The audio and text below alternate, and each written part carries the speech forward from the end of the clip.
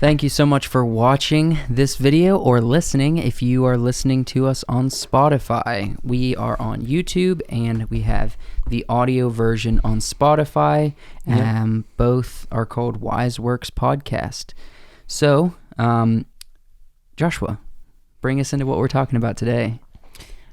I wanted to talk about kind of the entertainment genre of stand-up. Stand-up comedy? Stand-up comedy. Okay.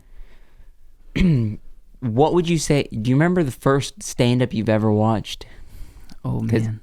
I don't know why I remember the first stand-up, but I know the genre, how we kind of got into it. Okay. I remember the very first one I watched. I watched it a bunch, actually, and I was really young. Do you know where I'm going with this? Yeah, I think I do. And the sad thing is I can't remember this dude's name, but he was a Christian comedian. The Burning Bush guy? Yeah. Yeah. He had a DVD special. If you remember his name, because I know, like, especially the people who are watching our videos, there's going to be like related to us, like our family. Yeah, if they watch this, they're going to be like shouting this in the screen. Comment down below what the guy's name is. Yeah, but he did like a special that was something about the burning bush. Yeah. And it was a Christian special, stand-up comedy special. Before that, we were, I guess it was from like our dad. He really liked this, so we would watch like Abbott Costello or like Red Skeleton and things like that, to where that had bits that kind of felt like a stand-up. Well, some of it was. They had like Dean Martin and Jerry Lewis. Yeah. Or like they have like actual films and movies that we would watch, but they also had like stand-up, like Who's on First. That's the I don't know if they're the original creators of that or not, but that was one of the things that a lot of people know is like Who's on First, What's on Second. Yeah. That. So I remember from a young age watching that, and then also what you're talking about. Yeah, and I think there was a weird, I don't know who started it. I don't know if it was before Eddie Murphy's time or something of that nature, but what went from that style of comedy where it was kind of like on stage, but it was also on screen, and so there was like a background and everything that kind of found its place inside a narrative piece a little bit. But it had very much that sort of stand-up feel, and then at some point it moved to like the Eddie Murphy style of stand-up, which even not just Eddie Murphy, like Robin Williams. If you watch a lot of his films, yes, they're films, but he has like bits in them, and it almost feels like parts of it is kind of like a stand-up. Yeah, and Robin Williams had a lot of actual stand-up as well. Yeah. You can even find a bunch of it on YouTube. So yeah, you should look it up, take a look at it. But stand-up's been around for a long time. We're not sure where it's gone, where it started necessarily, or who was like the big revolutionary moment to bring up the format that we know today. But we can definitely talk about our experience with stand-up, and then we can talk a little bit about our thoughts of the modern version of stand-up. I know when I was younger, and this was just how I consumed content, I was not a fan of just sitting down and watching stand-up. I guess because it was harder for me to comprehend and like just enjoy, because it's not fast-paced. Sometimes it's just them standing there talking. Yeah. So for me, I didn't like it. I enjoy it now, of course, but why of course? Expound on that. Well, like I said, because it's not fast-paced. I was a kid, so I wanted to watch more of like a film that could entertain me rather than someone standing in front of a stage talking. Yeah. I didn't want to watch someone just talking, even if I thought they were kind of funny.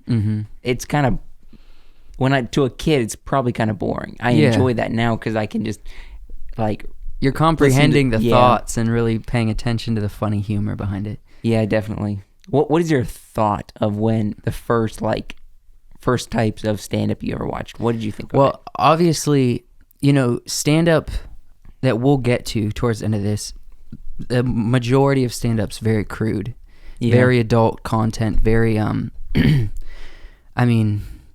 way back from the beginning, pretty much, like we mentioned, Eddie Murphy and Robin Williams, they're very much adult stand-up. It's very crude, very crass. There's been a lot of points throughout stand-up history that's been very controversial because it's in the name of comedy, but it's also like not PC at all. You know what I mean? Mm-hmm. So when early on, our experiences when we were younger, we predominantly just watched Christian stand-ups. So I think you know what sucks is the only Christian stand-up that I can think of. The name is, and I can't even remember his name. Well, I'm thinking of that's a lot of terrible. people like Tim Hawkins. Yeah, that's who I was thinking of. I haven't watched his stuff in years, but I think he's still doing stand-up or still being a Yeah, comedian. he had that combination between humor, music, and stand-up comedy. And Tony, no, I keep wanting to say Tony Hawk. He's a skateboarder. Tim Hawkins. Yeah, he was hilarious. Tim Hawkins. There was a lady that I remember watching a number of times that she was pretty funny. She did like this cover of I Will Survive or something, I think. Yeah. Something of that nature. I know what you're talking about. As a song, and she was pretty funny, but all these people were Christian stand-ups, and they were very talented, and they are very talented if they're still working today, I'm sure. It wasn't until much later that we sort of were introduced to the harsh world of... World? Why is it harsh? When I first listened to my first adult stand-up comedy, I was like, how are these people getting on stage and saying some of this stuff with no shame and no care about what they're saying and what people will think? You know what I mean? Yeah, no. I mean, I empathize with people a lot more than you do. Oh, no, it's not that. It's just you're acting like it's such a big thing, you resonating with them and just like what are they talking about? And just, how old were you, I guess, when I watched my first one? Yeah. I honestly don't know. It might have been like around 13 or so. I probably saw it on YouTube. Probably. But it was very early on. Pretty early on. And I didn't consume a lot of it when I was younger. It was more just me curious, and we listened to those other stand-up Christian ones, and then it kind of bled into the actual world of secular stand-up comedy. And so I just didn't, I was kind of like you. I really enjoyed the Christian ones, but I was a bit nervous about enjoying the other ones, you know? A fan of like Saturday Night Live and stuff? I would say just jumping in there. Yeah, with Saturday Night Live specifically, I enjoy a few of their bits, and I enjoy a few of the people that has been and are currently on the show. I have never just sat down and enjoyed a Saturday Night Live show. I think it's because a lot of it is just more improv. I will say I'm not a big fan of the improv comedy. Yeah. I tried watching one on Netflix, a stand-up duo on Netflix that was all improv, and I watched it for about 10 minutes and I turned it off because I wasn't getting into it, you know? Yeah, that's the same with me, I guess. It has to be the person who's doing the stand-up or the comedy. I have to like their work and like how they do, like, portray the comedy and do their stand-up to actually watch it. So for me, I'll watch some if I know that this person's going to be on and doing it. I'll watch it. Otherwise, I won't. Well, that's an interesting topic, though, that we can talk about for a minute. Do you think that... obviously, I don't think you're really offended by what comedians say, you know? And neither am I. I think it's in the name of comedy. It's just kind of what it is. But do you think that kind of culture and other individuals that might be more have a tendency to be offended, do you think they're more, that we as people are more accepting of comedians if we know them better, and enjoy comedians if we know them better because we know their intent behind it? Most of the time, people who get really upset at comedians are not even fans of those comedians. You know what I mean? Yes, I'm about to put my foot in my mouth by saying this, so I'm prefacing that. And this is Joshua's opinion. You know, me and Joshua don't always share the same opinions. But you can say it. You're free I to think say a it. lot of people who feel offended with like things that are going on right now in the world, things that just people who get offended and cancel culture with the internet and all that. I feel like there is people who have their own opinion, yes. But there's also those people that they have to be told to have their own opinion. Do you know where we're getting at with this? Yeah. And I'm putting my foot in my mouth by saying this, but a lot there, I feel like there's certain people, it's like, oh, this person said this, and on a stand-up, that's not good. So people just like go crazy and be like, oh, they said this and this. Yeah. I mean, I agree with you. It's not so much that people have to be told to have an opinion. It's it's like they have to be given permission to have an opinion. If they weren't, informed by an outside source, they probably wouldn't have the same opinion. And part of that is just because people don't know how to think for themselves, Yeah. Do you think there's lines that shouldn't be crossed in comedy? Because that is a big thing. A lot of comedians are very social justice advocates, and so they're not going to say anything that's edgy in that realm. But honestly, culture changes, so something they say today will be offensive next year, So what are your thoughts? Do you think, I think it's okay. I don't have a problem with it. I also don't get offended very easily. So if they are saying like this thing, they're kind of just, in my opinion, because it's all my opinion, they're just talking about something that other people don't want to bring up kind of sometimes. So when they're doing their stand-up, I think it's okay to do it. I mean, they're bringing up something, and it's most of the time the harsh truth, but just other people don't want to bring it up because it's edgy. It's got a little bit of like something to it that might offend somebody. So comics and stand-up people who do stand-up, most of the time they're just out there to get a laugh, and it doesn't, most of the time, if you can laugh at something and be like, oh wait, that was kind of a little bit edgy, that's kind of wrong, but you still laugh at it because it's funny. That's kind of how stand-up people, they feed off the audience, so they can say something, oh, they thought it was funny, I'm gonna go farther that direction. This is a topic that we could talk about for a while, but some thoughts that I had is, a lot of people don't, either they love or they hate Jordan Peterson. He's not a comedian, but he's commented a lot on the whole comedian world, and he's good friends with Joe Rogan.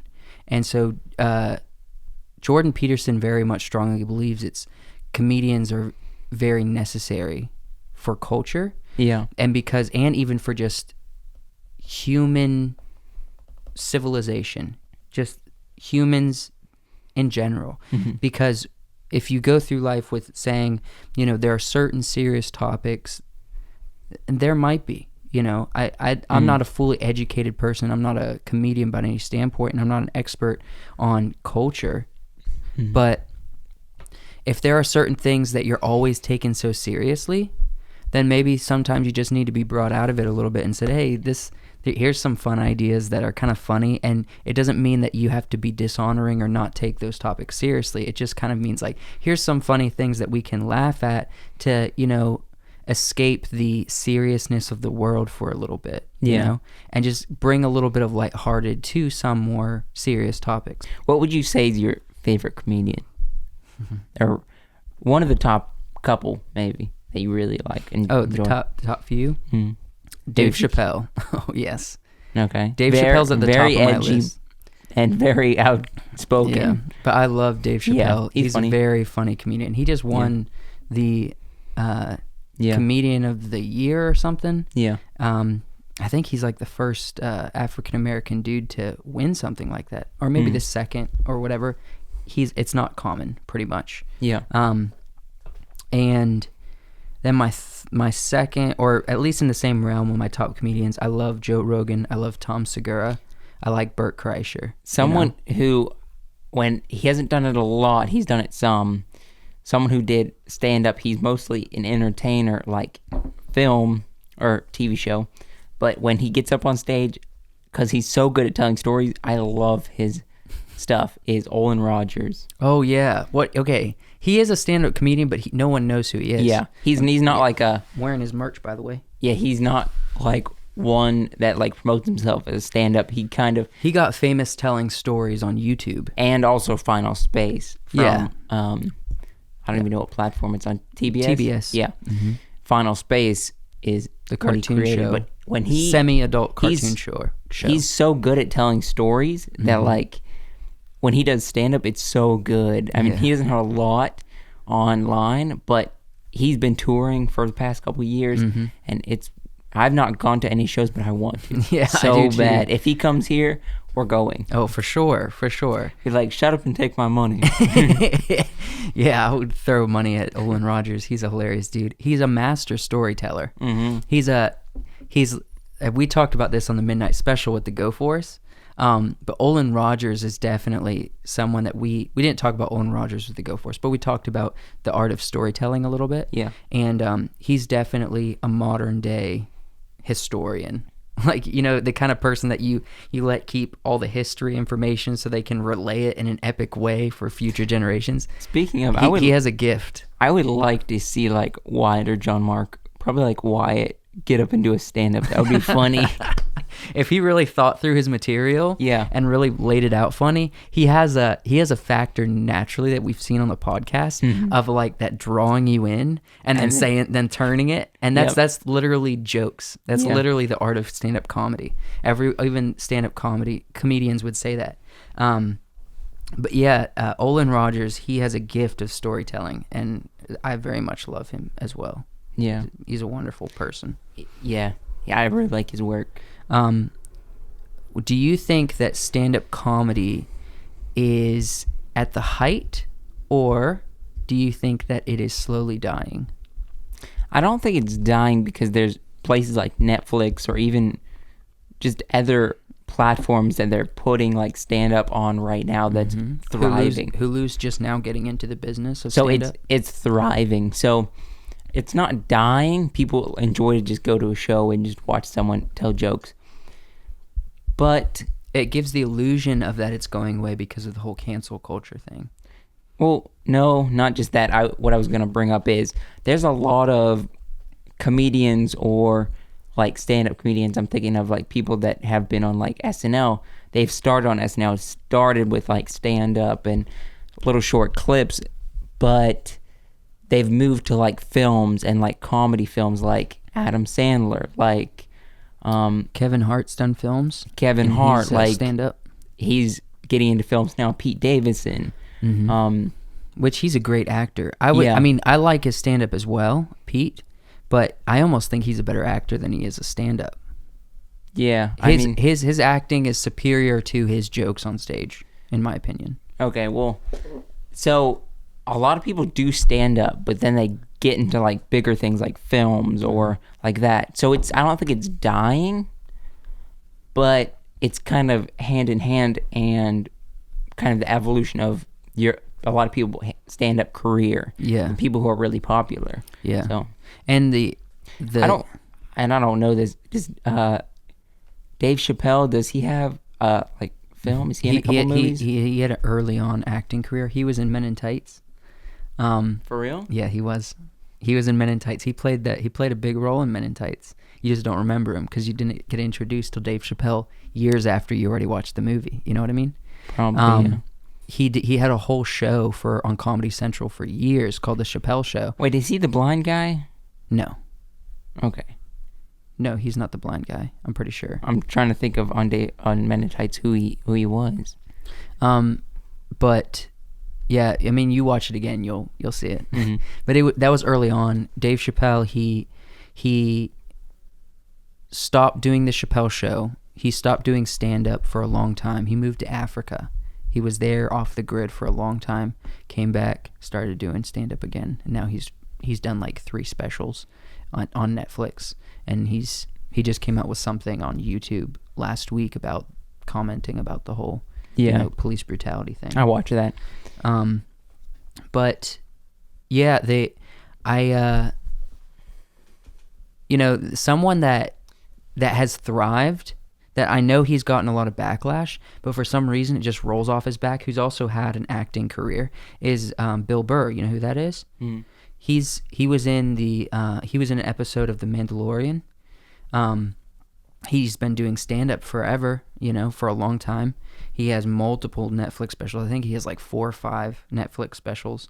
He has his own podcast. He's been on tons of other people's podcasts. He's very no nonsense style. And so it's hard to see someone like him. If you watch his show, it's very offensive. He leans into it. Same with someone like Joey Diaz, which actually, stand-up comedy saved Joey Diaz's life, because he was in prison for a long time. He dealt drugs. He kidnapped a dude. That's why he was in prison. He was a thief. He just lived a hard lifestyle. You should go listen to his podcast and have him listen to him tell stories. I think his podcast is called The Church of What's Happening Now, but he's a rough guy. So if you don't like rough material, maybe don't listen to it. But do you think you could do stand-up? I think if it's well formatted, I think I could deliver something that's slightly humorous. I was actually thinking about I was thinking about that this morning. I was thinking, how do people remember an hour plus of material out of their head and remember how to tell it perfectly? I think it's a lot of people that are good at improvising too. Yeah, so. Yeah. Stand-up definitely has a part of improvising, but yeah, I mean, I think Joe Rogan talked about this on one of his podcasts, that said that stand-up comics, or people who comment about social or culture things in a funny way, has always existed. There was an old Greek term for someone that they referred to as the fool, you know what I mean, who pretty much did that. They commented in a humorous way on culture and civilian, humanity at that time, or Greek culture, and they made fun of it. And it was a form of escapism. It was a form of entertainment, not meant to be taken seriously, but meant to be laughed at and meant to be enjoyed. And then, you kind of get a break and come back to reality. Yeah. Without as much stress as you had before. So let's end this off a little bit. Okay. Plug our things. We're on Spotify now. We have the Midnight Special on there. Didn't say nightly special. Yeah. Midnight Special. It's on there every Saturday. What day does it come out? The Midnight Special? Yeah, Friday. Friday. We have 2 podcasts that come out on Fridays. 10 p.m. Yeah, 10 at night. 10 at night. It's audio only on Spotify. Mm-hmm. Lately, we've been doing it with our good friends, the Go Force, John, Mark, and Wyatt. Mm-hmm. So go check that out. That's a really funny episode. Yes, it is. So go watch that, and also enjoy us here on YouTube too. So subscribe to this channel and follow us on Spotify. All right. We really appreciate you guys watching. And have a good day. Bye.